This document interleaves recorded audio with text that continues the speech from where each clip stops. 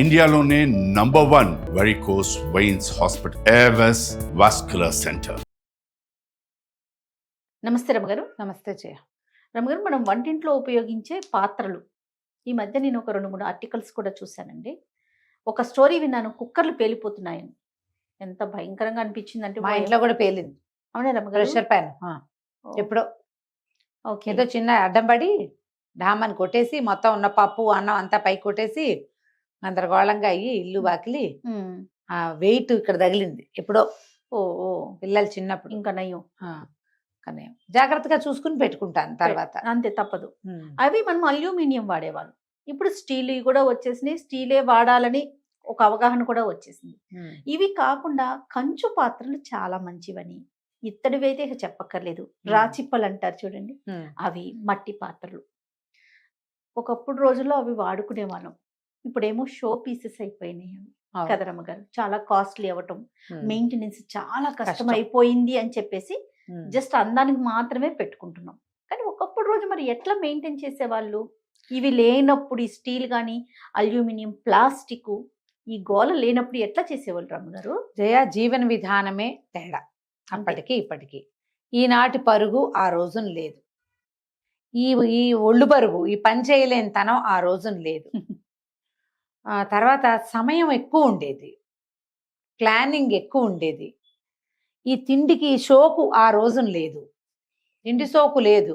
Simple పదార్థాలతో భోజనం అయిపోయేది.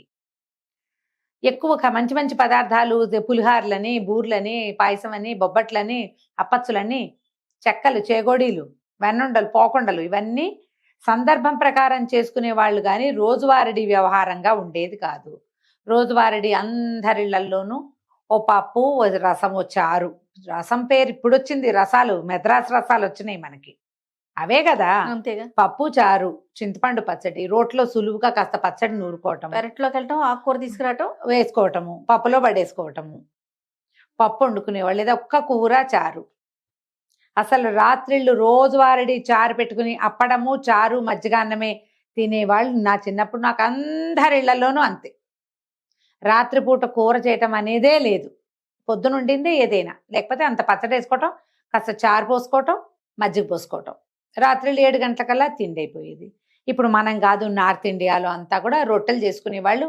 ఓ ఉల్లిపాయ, ఓ పచ్చిమిరపకాయ, ఏదైనా కూర అంటే కూరలు అయితే ఉల్లిపాయ, పచ్చిమిరపకాయ, అచారు, ఊరగాయతోటే వెళ్ళిపోయేది.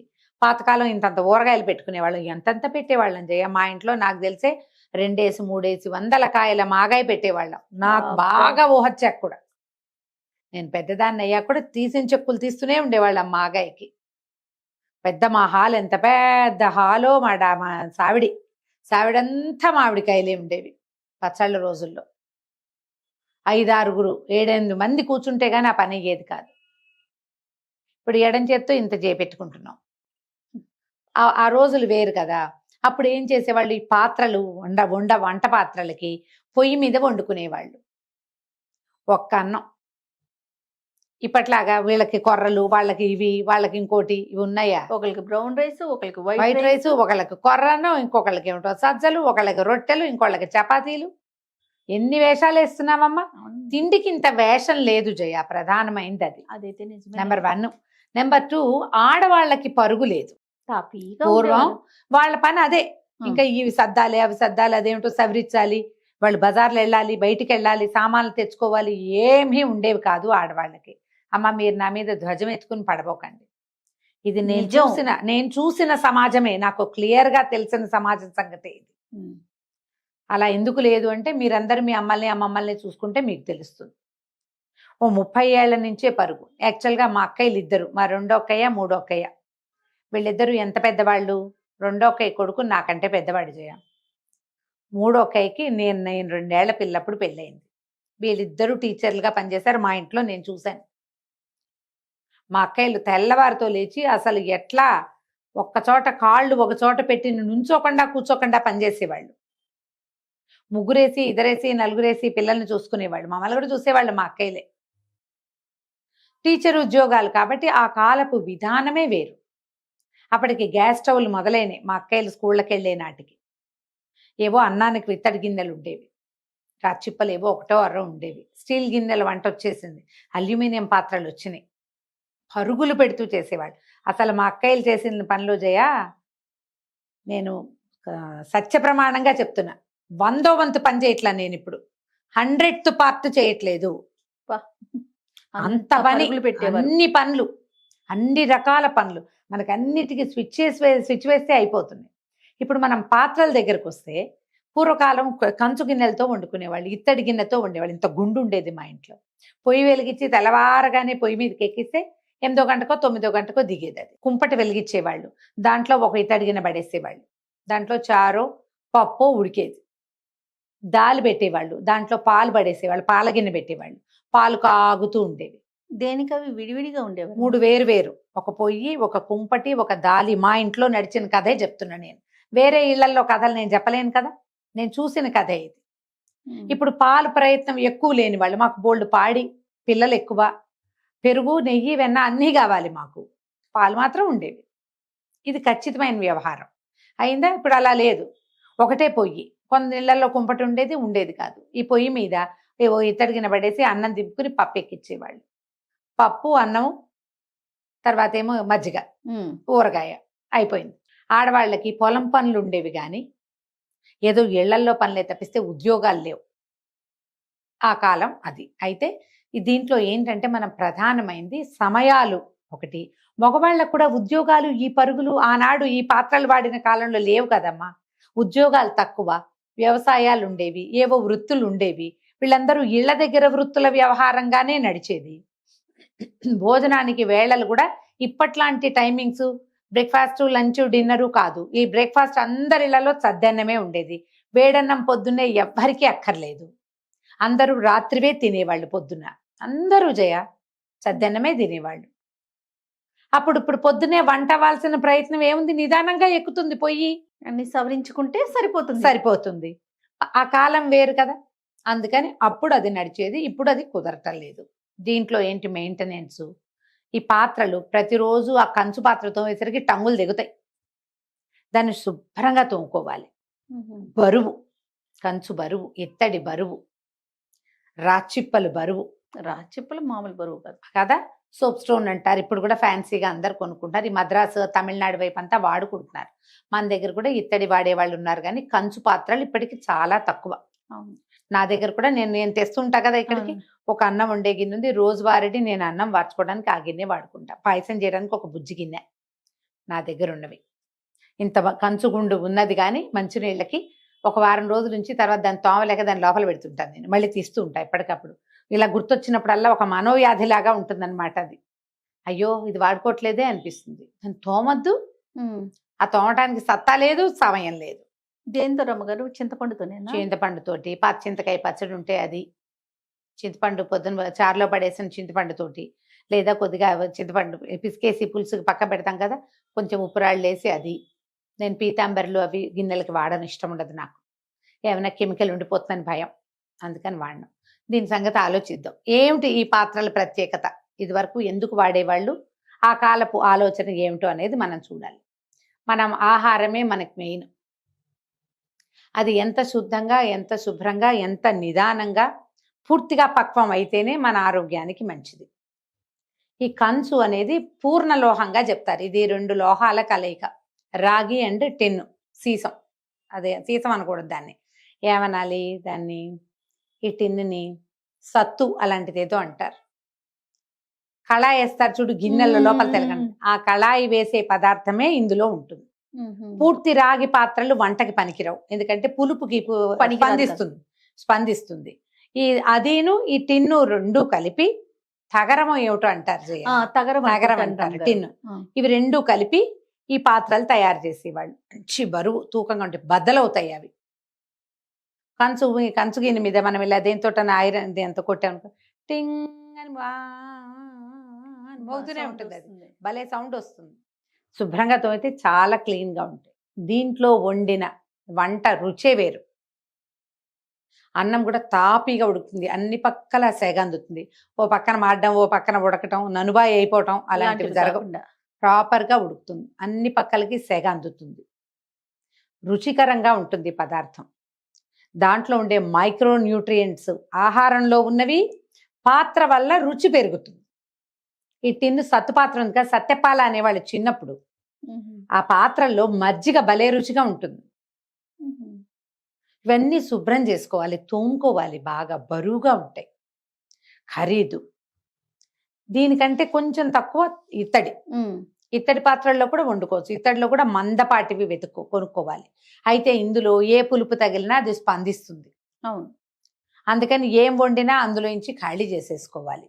ఇత్తడి బరువు వరకు వాడుకోవచ్చు, వంట వరకు వాడుకొని పాత్ర ఖాళీ చేసుకోవాలి. ఆరోగ్యానికి మంచిది. క్రమంగా ఏమైంది, మన వాళ్ళు అల్యూమినియంలోకి, తెల్లటి వాటిల్లోకి దిగారు.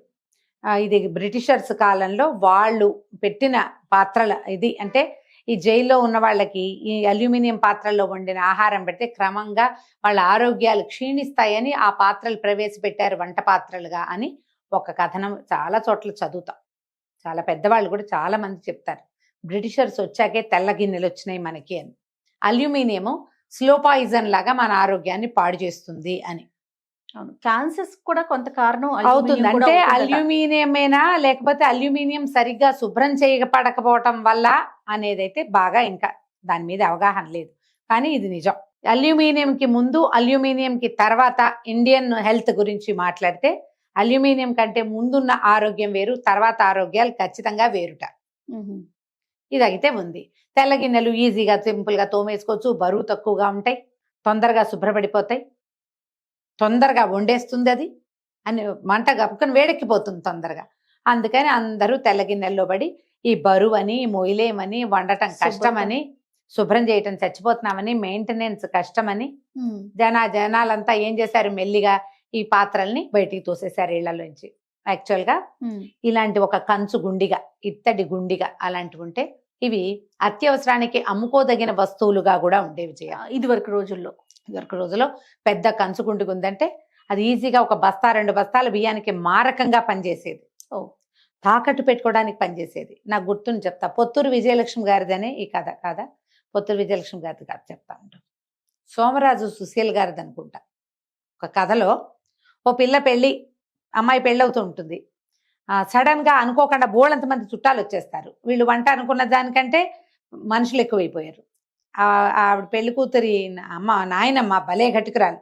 ఆవిడ ఏం చేస్తుందంటే, ఏ సత్రంలో పెళ్లి చేస్తున్నారో సత్రంలో ఉన్న ఒక గుండిగని నిశ్శబ్దంగా తాకట్టుకు పంపించి, గుండిగని తాకట్టుకు పంపించి అప్పటికప్పుడు మళ్ళీ బియ్య బస్తా అవి తెప్పించి వంట పూర్తి చేయించేసి, మరి బియ్యం కావాలి, కూరలు కావాలి, ఎన్ని కావాలి, అవునవును, వంట పూర్తి ఫినిష్ చేసేసి పెళ్ళి అయిపోయాక వచ్చిన వాళ్ళందరూ ఇచ్చిన చదివింపుల డబ్బులతోటి చల్లగా ఆ డబ్బులు అక్కడ కట్టేసి ఆ గుండికి మళ్ళీ తెచ్చి వెనక్కి పెడతారు. అంత హెల్ప్ చేసేవి. ఈ కంచు అవి బంగారం ఉంటే మనకి ఇప్పుడు ఎంత దన్నో, పాత రోజుల్లో పురాతన పాత్రలు అంత దన్నుగా ఉండేవి. బరువు ఖరీదు అంటారు కదా, కంచు మోగినట్లు కనకము మోగినాను. ఇప్పుడు బంగారం వేరు, బంగారం ఇంతే ఉన్నా చాలు, ఇంతే ఉంటే డబ్బులు వస్తాయి. అది చెప్పే సందర్భం వేరైనప్పటికీ కనకం కూడా కంచు కూడా కనకంతో సమానంగా ఉండేది అప్పట్లో.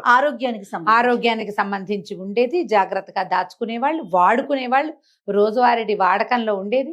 దొంగలు పడితే కంచు పాత్రలు కూడా దొంగతనం చేసుకుపోయేవాళ్ళు. మారకం బాగా నడిచేది అప్పట్లో. అదేలేండి, ఇప్పుడు కూడా నడుస్తుందమ్మా మారకం. ఒక కంచు పళ్ళేం కొందాం అనుకుంటే నేను ఇంటిల్లిపాతికి కంచాలు కొనాలంటే 50,000 అయ్యేలాగా కనపడింది నాకు. కంచు పళ్ళేలు, గ్లాసులు, కప్పులు కొంటే 50,000 చిల్లర. అంత ఖరీదైన లోహంగా మారింది అది ఇప్పుడు. కానీ ఓ కంచు పాత్ర ఉండటం మంచిదే ఇంట్లో. అల్యూమినియం పాత్రలు ఆరోగ్యానికి మంచిది కాదు. నాన్ స్టిక్ కూడా మంచిది కాదు. ఇప్పుడు సులువుగా ఉందని మనం ఏం చేస్తాం, దోశ వేయగానే టపిమని లేచి వచ్చేస్తుందని అడ్వర్టైజ్మెంట్ చేశారు. బాగా అడ్వర్టైజ్ చేసి అందరితోటి కొనిపించారు. అవును, ఎన్ని రకాలు కొన్నాం, అందులో తాలింపు వేసుకునే చిన్న చిప్పలు కొన్నాం, తర్వాత కూరలు చేసుకునే మూకుళ్ళు కొన్నాం, దోశలు వేసుకునే పెనాలు కొన్నాం కదా. నాన్ స్టిక్ కుక్ వేరు బ్రహ్మాండంగా కొనుక్కున్నాం మనం. చాలా మంది ఇప్పుడు బయట పారేశారు. అది ఆరోగ్యానికి మంచిది కాదని. ఆరోగ్యానికి ఏది మంచిది, ఎక్కువ హానికరం అస్సలు కాంది, చాలా మెయింటెనెన్స్ తీసుకునేది కంచు, ఇత్తడి. ఆలోచించి 1, 2, 3 పాత్రలైనా అవి కొనుక్కొని మెయిన్ కోర్సు ముఖ్యమైనది వీటిల్లో చేసుకోవచ్చు. ఇప్పుడు రాచిప్పలో పులుసు దానంత రుచి ఇంకొకటి లేదుట. మహా రుచిగా ఉంటుంది. నా చిన్నప్పుడు నాకు ఊహ తెలిసాక రాచిప్ప మానేశారు మా వాళ్ళు. చిల్లు పడిందో ఏమిటో అయ్యింది అది. మా ఇంట్లో నుంచి రాచిప్పలు బయటకు వెళ్ళిపోయినాయి. ఉప్పు పోసి ఓ పక్కన పడేసేవాళ్ళు పాత రాచిప్పలు. బాగుండేది, పల్చగా ఇంత ఉండేది. తర్వాత భాండం, కుండల్లో పులుసు కూడా భాండం ఉండేదట మా నా ఊహ తెలిసే నాటికి నాకు లేదు. మాకు స్టీల్ గిన్నెలు వచ్చేసి ఇత్తడి పాత్రలు ఉండేవి, ఇత్తడి మీద ఉండేవాళ్ళు. ఈ పొయ్యి స్టవ్లు వచ్చేసినాయి కదా, కాల్ గ్యాస్ వచ్చింది. మా దగ్గర గోబర్ గ్యాస్ ఉండేది. ఈ ఇత్తడి అంటే ఎంత గ్యాసు చాలదు కదా.